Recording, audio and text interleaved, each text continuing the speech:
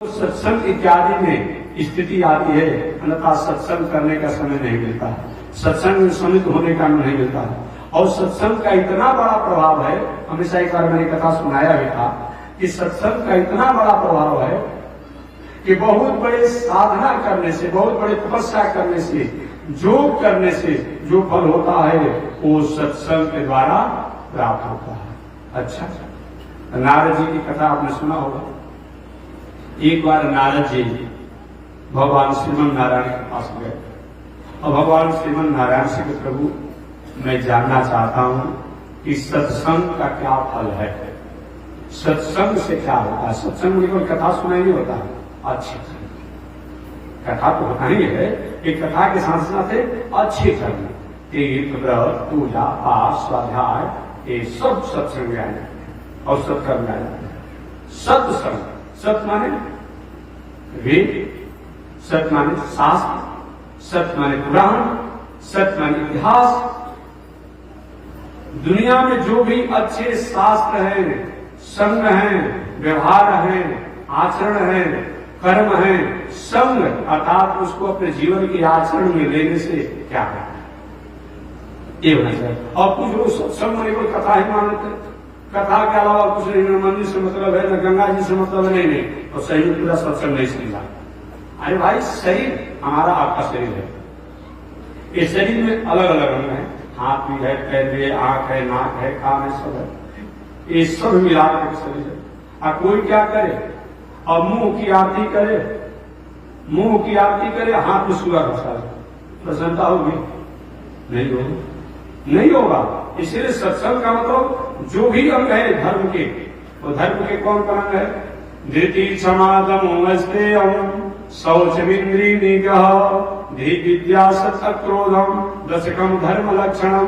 ये 10 लक्षण से संपन्न धर्म हो, और धर्म के 8 जो अंग हैं वो भी होना चाहिए। वो 8 अंग कौन है?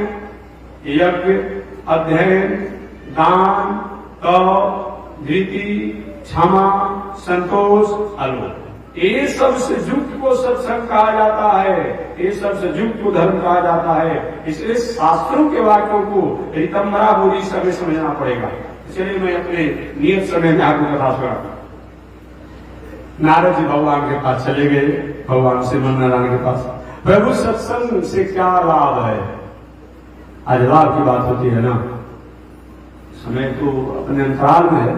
कभी कभी मैं झारखंड में पहले था, अभी नहीं, तो लगभग 15-20 वर्ष पहले उसमें झारखंड में एक बहुत संगठन चला था जो अच्छे लोगों को, जैसे राष्ट्र के प्रति, समाज के प्रति, लोगों के प्रति उदासी थी, किसी को मार देना, काट देना, हिंसा करना, हत्या कर देना, ऐसे प्रवृत्ति का जो संगठन था, जो जिस भाषा में कहा जाता है, और वो उनका था।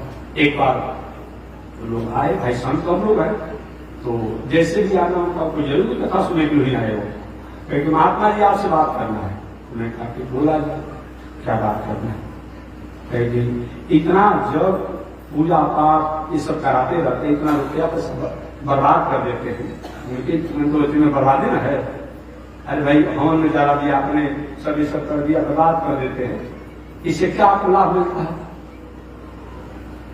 रोज क्विंटल के क्विंटल पूरे दुनिया में 8 टन के टन गंगा पी जाता है लोग, वो बर्बाद नहीं है। सिगरेट की फैक्ट्रियां रोज नई नई बैठ रही है, वो पीकर धुआं निकाल देता है, वो बर्बाद नहीं है। खैनी खाता है, गुटखा खाता है, पान खाता है, शराब बोतल के बोतल पी जाता है, वो बर्बाद नहीं है। एक कहीं स्वाहा स्वाहा बर्बाद हो गया, बड़ी विचित्र बात है भाई। वहां कहीं नहीं पूछते हैं, को पी करके धुआं उड़ा देते हो, आज पिया शराब, काल पेशाब करके निकाल दिया, 1000-1000 रुपए के बोतल पीते हो, वो बर्बाद नहीं है, यही बर्बाद को दिखाई पड़ रहा है। तो पूछा कि ये जग से क्या फायदा होता है?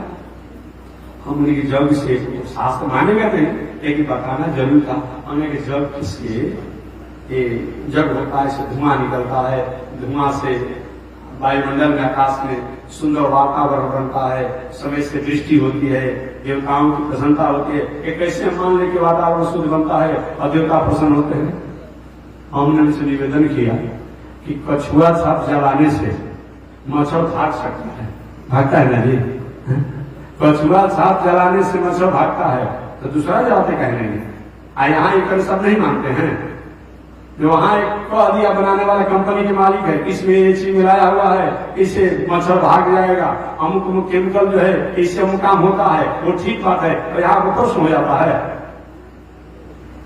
मैंने कहा कि मेडिकल साइंस के अनुसार, ऐसे भी आप लोग रिसर्च भी वैज्ञानिकों ने कर दिया है, आप लोग पढ़े लिखे लोग को जानना चाहिए। मेडिकल साइंस है, साइंस के अनुसार, मेडिकल साइंस नहीं, साइंस के अनुसार अगर बात किया जाए आधुनिक, ये जो तिल, चावल, जौ, गुड़, घी इत्यादि जो धुआं होती है, इससे प्रकृति में, वायुमंडल में जो वायरस जो होते हैं, जो कीटाणु होते हैं, जो संक्रमण बैक्टीरिया होते हैं, जो प्रकृति में प्राणियों को बहुत बड़ा नुकसान पहुंचाते हैं, श्वास लाभ में बहुत प्रकार के रोगों को जिनसे वृद्धि होती है, इनके धुओं से उन पर अनुशासन होता है। क्या होता है? अनुशासन होता है। रोग भी इसमें रोकथाम होता है।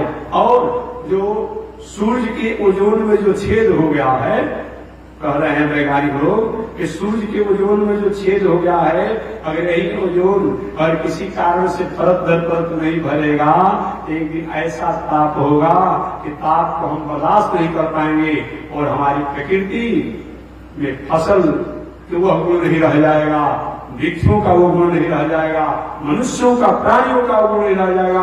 तो उस ओजोन को भरने का भी सबसे श्रेष्ठ अगर कोई है, यही है जो तिल, चावल, जौ, गुड़, घी से जो हवन धुआ जाता है। तो मैं नहीं कहता हूं, अभी साइंस ने इस बातों को रिसर्च करके बता दिया है, कभी आपको पढ़ना चाहिए। तो ओजोन को, छेद को भरने के लिए इस जलीय धुआं और जलीय वस्तु द्वारा, हमले द्वारा कितना लाभ पहुंचता है, इस पर वैज्ञानिकों ने भी ये रिसर्च कर दिया है। तो मैंने बताया दूसरा, उनके सामने दूसरा कोई बात कहना नहीं था। कहीं कि महाराज ये बताइए, समाज में जनहित होती है, कोई व्यक्ति किसी को एक दिन भोजन कराता है, अरे भाई हम व्यक्ति भोजन कराए, सरकार द्वारा होता है कि हम आटा चावल कहीं बांट देता है तो होता है, हम किसी को कपड़ा देते हैं, किसी को भोजन कराते हैं, क्या जनहित नहीं है? मत मानिए कि जग से धर्म होता है, मोक्ष होता है, स्वर्ग होता है, वो तो मानने वाले चीज है। लेकिन जो प्राणी भोजन के अभाव में है, जो पानी वस्त्र के अभाव में है, उनको प्राप्त होता है। और तीसरी बात मैंने कहा, रोज सरकार घोषणा करते जो आ रहा है, हम किसी को नौकरी देंगे, रोजगार देंगे, तो हमारे इस जग के द्वारा कम से कम 500,000 लोगों का, माने टेम्पररी ही कहिए और अस्थायी कहिए, अगर उनको रोजगार मिलता है, टेंट वाले को, पंडाल वाले को, लाइट वाले को, माइक वाले को, भोजन बनाने वाले को, किराना दुकान वाले को और कुछ दर दुकान जो किया, ये हजारों लोगों को मैंने टेम्पररी और अस्थायी रोजगार दिया, ये कौन लाभ है? रोज नेता लोग चिल्लाते रहता है कि हम रोजगार देंगे, रोजगार देंगे, और हम बिना कहे रोजगार दे रहे हैं, ये कौन लाभ है?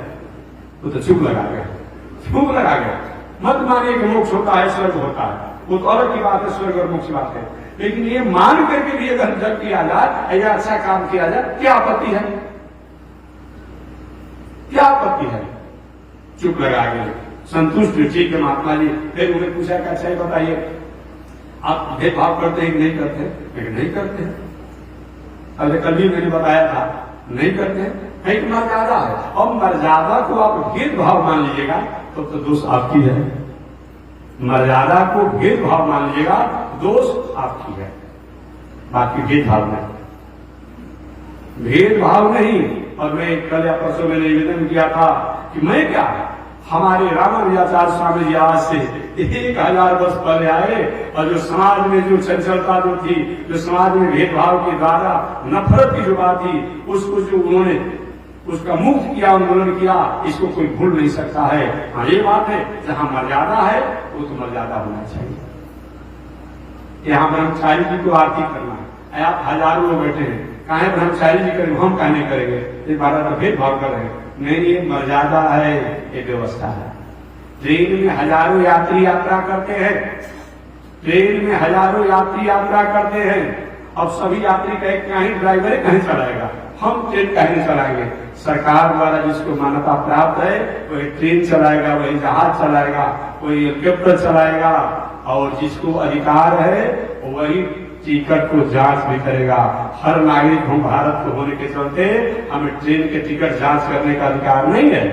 सरकार ने जिसको आदेश दिया है, जिसको मर्यादा पर प्राप्त है, वही कर सकता है। एक काम अगर यहाँ हो रहा है, इसको भेदभाव का आपने मान लिया, क्यों आपने मान लिया? जिला में लाखों लोग हैं, हजारों लोग हैं, लेकिन जिसको मर्यादा जिलाधिकारी को दिया गया है वही शासन काम करते हैं। प्रशासन को जिसको काम दिया गया है वही काम करते हैं। अगर कोई बहुत बड़ा पढ़ा लिखा हो और जिसको थानाध्यक्ष नहीं बना हो, वो केस लिखेगा तो मान्य होगा, तो वहां मान्य नहीं होते हैं कैसे? इसीलिए भेदभाव नहीं है, ये मर्यादा है। घर में सभी स्त्रियां हैं, सभी नारियां हैं, सभी महिलाएं हैं, लेकिन एक महिला को पत्नी के रूप में जाना जाता है, एक महिला को बहन के रूप में जाना जाता है, एक महिला को बेटी के रूप में जाना जाता है, एक महिला को माता के रूप में जाना जाता है। कोई कहकर स्त्रियों के साथ भेदभाव कर रहे हैं, ये भेदभाव है कि मर्यादा है? मर्यादा है। ऐसी मर्यादा को आप भेदभाव मान लीजिए। तो मैं निवेदन किया, अभी कुछ दिन से बहुत बड़ा होलसेल झगड़ा झुगड़ी जहां तहां मोबाइल द्वारा चल रहा है, कथा के लोग प्रदर्शन के लिए कहीं किसी भगवान की कथा मानव मात्र को कहने का अधिकार मानव मात्र को भगवान की कथा कहने का अधिकार है। अब सुनिए रहे, ये सूत पुत्र जो है, क्या है? ये सूत पुत्र है, एक व्यास गदी में बैठे हैं, ऐसी कथा सुनने के लिए आग्रह किया जा रहा है। इससे और बड़ा प्रमाण क्या हो सकता है? इससे बड़ा प्रमाण और क्या हो सकता है? हमारे यहाँ तो कौआ भी कथा सुनाने कहा गया है, कौआ भी कथा सुनता है, सुनाता है। हमारे यहाँ तो अरे कौआ की बात तो छोड़िए ना जी, ये गीध भी कथा सुनाता है। गीध की वंश परंपरा में गरुड़ जी है, ये भी कथा सुनाने की बात आती है। तो हमारे यहाँ तो हाथी से हम इतने सौहार्द हैं कि हम तो हाथी की भी बात कहते हैं। हाथी ने जो भगवान का गायन किया वो भी हम कहते हैं गजेंद्र मोक्ष। गजेंद्र मोक्ष जो है क्या है?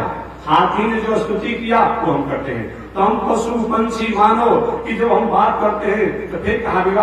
हाँ, इस बात को जरूर मैं कहूंगा, जिसको कथा प्रवचन पूजा पाठ, आप पूजा पाठ अपने करिए, कथा प्रवचन आप करिए, लेकिन कई संकल्पित और अनुष्ठानिक। अगर कोई कथा पूजा पाठ हो तो वहां जैसा एक समाज द्वारा, शास्त्र द्वारा जो एक निर्णय किया गया है, उस पर उसको उसकी मर्यादा को रक्षा करिए। ये भेदभाव नहीं है।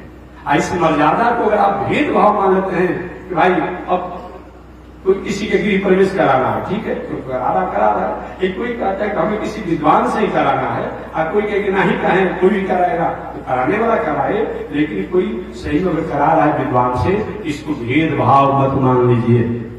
ये भेदभाव नहीं है, यही मैं कहना चाहता हूँ हमारे यहाँ। और एक बात और मैं कहूं, भगवान श्री राम कम ज्ञानी थे, अल्प काल में सभी विद्या को प्राप्त कर लिया था, और फिर भी पूजा पाठ जितना अनुष्ठान होता है वशिष्ठ ऋषि अभामदेव इत्यादि लोग सहयोग करते हैं। भगवान श्री कृष्ण ब्रह्म है और उनको अपने परिवार ही के केवल आप मान लीजिए, कहीं आपका स्नेह है, ये प्रेम है मान लीजिए, लेकिन तो परमात्मा ईश्वर है। किसी को अपना माता पिता बना लिया, वो सब कुछ जानने के बाद भी सांडव ऋषि, गर्ग ऋषि द्वारा कराते हैं, क्या वो नहीं जानते थे?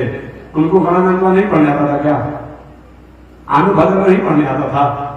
शास्त्र श्रीकापुर को नहीं पढ़ने आता था? जब करना हुआ तो बड़े बड़े विद्वानों को बुलाकर जग कराए। इसीलिए मैं निवेदन करना चाहता हूं कि मर्यादा को आप भेदभाव रूप में मत समाज में परोसी। अगर ऐसा करते हैं कि शायद आपने शास्त्रों को जानने में कृपणता किया है। तो चलिए, मैं कथा तो कहना चाहता था, दूसरा प्रश्न आ गया। भाग्योदयेन बहुजन्म समर्जितेन सत्संगम चलते पुरुषो जलावई। नारद जी के प्रसंगों को मैं निवेदन कर दूं। नारद जी ने कहा, प्रभु सत्संग का क्या फल है, क्या लाभ है? भगवान ने कहा, हमसे पूछ रहे हो नारद, तुमको पता नहीं है? अरे प्रभु पता तो है, लेकिन आपके द्वारा सुनकर के समाज का जैसा मंगल होगा और जितना आप उसका परिव्याख्या कर पाएंगे, मैं उतना नहीं जानता हूं। भगवान ने देखिए, अभी मैं बताने के मूड में नहीं हूं, मैं बताने की स्थिति में नहीं हूं नारद। जाओ अमुक गांव में, अमुक जंगल में एक अजगर सांप वहां रहता है, अमुक स्थान भी बता दिया, और उसी से पूछ लेना कि सत्संग का क्या फल है, सत्कर्म का क्या फल है। ठीक, अब गए जहां भगवान ने बताया था, हे सर्पराज, हे अजगर, सत्संग का क्या फल है। अब उसी समय अजगर सांप जो है रास्तों से गुजर रहा था, अचानक एक गाड़ी आई और गाड़ी के चक्का से दबा, मृत्यु। प्रश्नों का जवाब नारद जी का। कुछ दिनों के बाद भगवान के पास नारद जी गए, प्रभु आपने जहां विदा किया था हमारे प्रश्नों के समाधान के लिए, समाधान भी नहीं हुआ और वहां पर घटना घट गई। वो अजगर सांप की मृत्यु हुई गाड़ी के चक्का से दबने से। आप बता दीजिए ना कि सत्संग का क्या फल होता है, क्या लाभ होता है।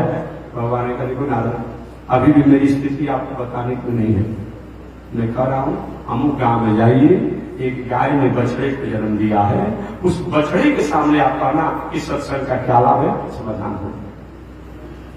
नारद भगवान की आज्ञा अनुसार गए। वहां जब गए, एक गोवत्स, सत्संग का क्या फल है। अचानक उसी समय गाय का बछड़ा भी मर गया। नारी की दो घटना घट गई। ऐसी जगह भगवान विदा करते घटना घट जा रही है और प्रश्नों का समाधान नहीं हो रहा। पुनः भगवान के पास गए, प्रभु मैंने आपसे प्रश्न किया था ना, मेरे प्रश्नों का समाधान नहीं हो, अब बता दीजिए ना कि सत्संग का क्या फल होता है। तो भगवान कहते नारद तुम्हारे प्रश्नों का समाधान नहीं हुआ। अरे प्रभु समाधान होता था आपसे पूछते थे, बताइए। ठीक है जाओ नारद, अमुक गांव में एक वैश्य है, एक व्यापारी है, वैश्य का एक व्यापार में है। उन व्यापारी को बहुत दिनों बाद इकलौता पुत्र हुआ और उनसे जाकर आप पूछ लेना कि सत्संग का क्या फल है। अब जे भी नारद उस गांव में गए और उस बालक के पास गए, नवजात शिशु, ये बताओ सत्संग का क्या फल है। संयोग से वो लड़का की मृत्यु हो गई। घटना पर घटना, घटना पर घटना। नारद जी उदास हो गए, ये क्या हो रहा है, जहां मैं जा रहा हूं घटना घट रही है। और थोड़ा सा भीतर से उदास है भगवान के पास, प्रभु आपने जहां जहां विदा किया उससे घटना घट गया, अगर आप ही बता देते तो नहीं होता, बता दीजिए ना संतों के संग का क्या फल होता है, सत्संग का क्या फल होता है। भगवान ने कहा संतों के संग का फल है, सत्संग का फल है। नारद, प्रथम जन्म में जो अजगर सांप था, सर्प की जोनी बहुत लंबी होती है, सर्प और मारा नहीं जाए, विषैला इत्यादि सर्प, तो ये सब जोड़ उनकी बात नहीं करेगा, लेकिन विषैला इत्यादि सर्प हो तो उनकी 1000 वर्ष की आयु कलयुग में भी बताई गई है।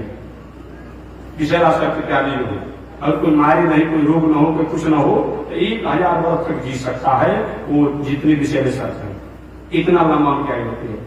नारद जो अजगर सर्प था, जो निकृष्ट जोनी बताया गया है, इस सर्प एक ऐसी जोनी है इसको निकृष्ट जोनी बताया गया है। आपने कभी कभी हमारी माताएं कभी अपने बेटा को सीमा से अधिक अनुशासन करती है और मारती है, तो दूसरी उसकी जो सहेली है, अरे सर्पणी बनी हुई हो, सर्पणी हो क्या तुम, ऐसा क्यों उपमा दिया जाता है जो अपने बेटा को बहुत मारती पिटती हो, तो क्यों कहा जाता है। इसीलिए कहा जाता है कि दुनिया में बहुत से ऐसे प्राणी हैं, लेकिन सर्पणी एक, सर्प और सर्पणी एक ऐसा है कि जिस अंडों को जन्म प्रकट करती है और वही अंडा को सर्प और सर्पणी पी जाती है। क्या करती है, खा जाती है। मुझे एक दिन को गलती से कहीं बच जाता है, इतनी विषैले और विषधर सर्प हो जाते हैं। अगर सर्प के सब अंडे बच जाए तो दुनिया में किसी को रहने का मौका नहीं मिलेगा, खदेड़ खदेड़ के काटेंगे। तो सर्पणी जो है खा जाती है, अंडा को पी जाती है, और सर्प भी खा जाता है, पी जाता है। इसलिए इसका है ऐसा क्यों। तो मैं निवेदन करना चाहता हूं कि सर्प जोनी बहुत निकृष्ट जोनी है। नारद जी आपके दर्शन से अजगर सांप जो है वो पशु की जोनी को प्राप्त कर लिया, अर्थात उसका प्रमोशन हो गया, गाय की जोनी में हो गया। और पुनः दूसरा बार आपका दर्शन हुआ, वो मनुष्य की जोनी में उसका प्रमोशन हो गया। और पुनः तीसरा बार वैश्य की यहाँ आपका उसका दर्शन हुआ बालक का, वही आज मैत्रेय ऋषि बने हुए हैं। अब समझिए, एक सर्प जोनी में रहने वाला और आप जैसे संतों का केवल दर्शन हो गया। कल आपने पूछ दिया कि संत के दर्शन का क्या फल होता है, अब इतने में वो क्या हुआ, वो आज मैत्रेय ऋषि बने हुए हैं। इसीलिए संतों का दर्शन का एक बहुत बड़ा फल होता है।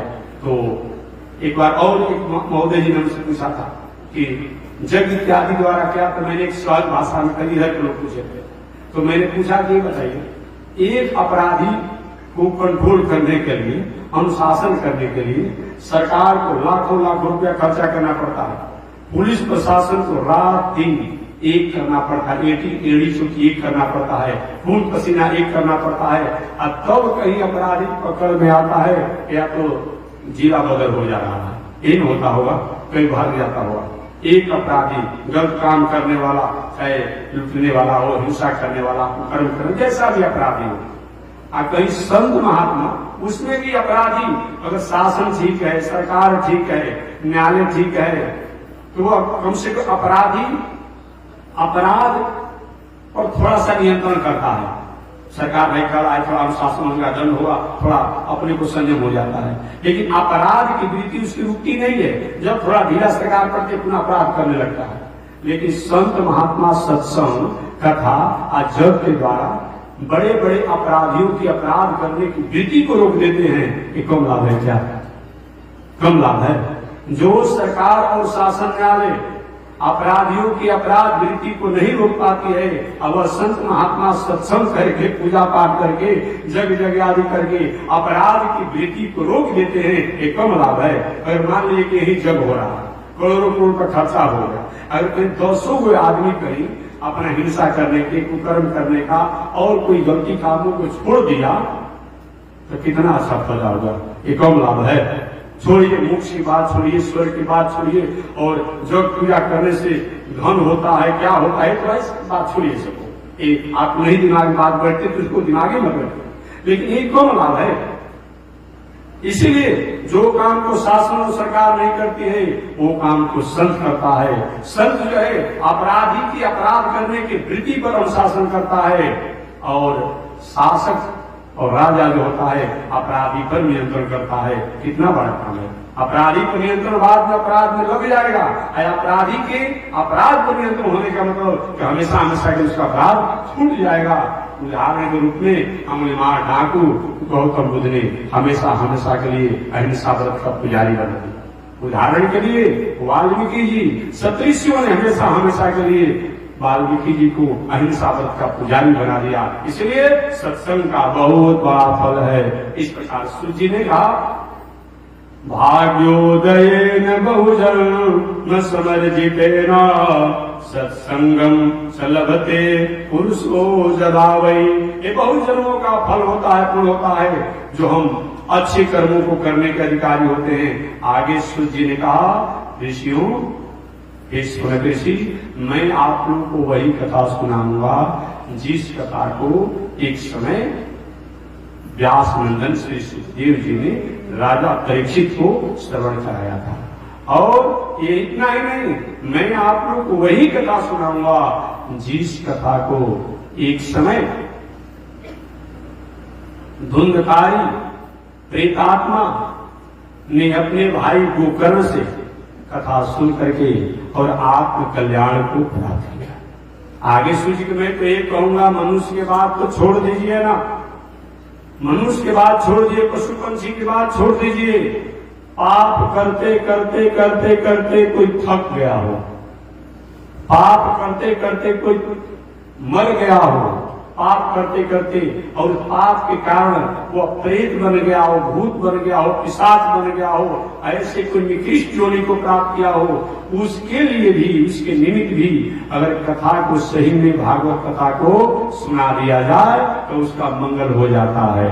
सबने किसी का ऐसा कभी हुआ है क्या? कभी हुआ है? हमारा हुआ है। वो धुनकारी प्रेत जो है वो भागवत कथा सुन करके आत्म उद्धार कर लिया। महाराज धुनकारी कौन था? वो गोकर्ण जी कौन थे? कैसे कथा सुने? इन 5 प्रसंगों को आप विस्तार से बताइए। इस कथा को अगले दिन में विस्तार से बताऊंगा। आज इसी के साथ वाणी विराम। एक बार भगवान का नाम लो। श्रीमन नारायण श्री लक्ष्मी नारायण, श्रीमन नारायण श्री लक्ष्मी नारायण, श्रीमन नारायण नारायण नारायण, श्रीमन नारायण नारायण नारायण, श्रीमन नारायण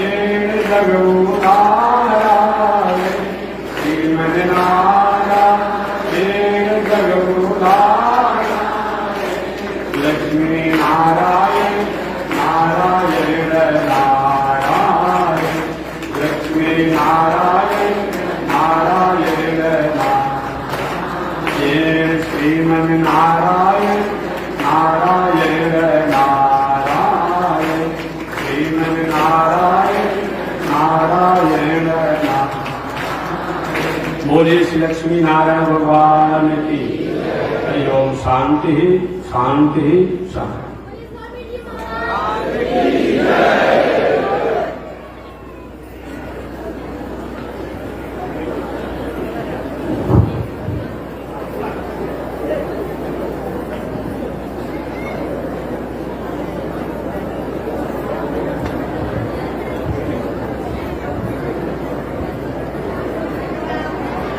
ओम चंद्रमा मनसो जात चक्षो सूरजो अजायत श्रोत्राद्वायुष प्राण समुखादग्निरजायत श्रीशते लक्ष्मी शवत्न्यावहोरात्रे पार्श्वे नक्षत्राणि रूपमस्मिनो व्यातम् ईश्वे निकाल मोमयि काल सर्वलोकं मयि घाण कासायं यज्ञसूत्रं शुचिवपुषि तथा सौर्ध्वपुण्ड्रं च भार यस्यास्ते दक्षहस्ते कलिकुमतिगिरीन्द्रेन्द्रवज्रं त्रिदण्डं शंसाराग्नि प्रशान्त्यै भृतजलममलं दारुपात्रं पवित्रं श्रीविश्वक्सेन सूर्य पदकमलयुगा श्रेयसे संश्रयामि अमर्यादशूद्रश्चलमतिरसोयिया प्रसवो कृतघ्नो दुरमानि स्मर परवशो वञ्चन पर निशंसापाभिष्टा कथमामितो दुःखजलदे रपाराधोत्रीडस्तव परिचरेयं शरणयो। लक्ष्मी नारायण भगवान की। विश्व जगदाचार श्री त्रिदंडी स्वामी जी महाराज की। हरि ओम। शांति शांति शांति।